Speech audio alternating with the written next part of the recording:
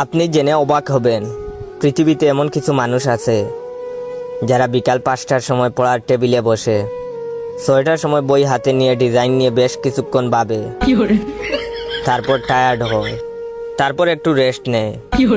7টার সময় বইয়ের পাতা উল্টায়, উল্টাতেই মনে হয় একই, হাতের নখ এত বড় কেন। তারপর তারা নখ কাটে, তারপর 8টার সময় মনে পড়ে একটু পড়া উচিত।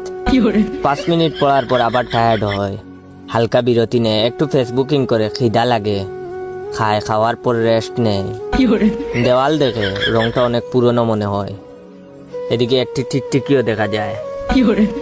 তারপর ঘড়ি দেখে 11টা বাজে, তারপর নিজের সাথে প্রমিস করে, কাল থেকে একদম পয়রা উল্টাইয়া ফেলামু।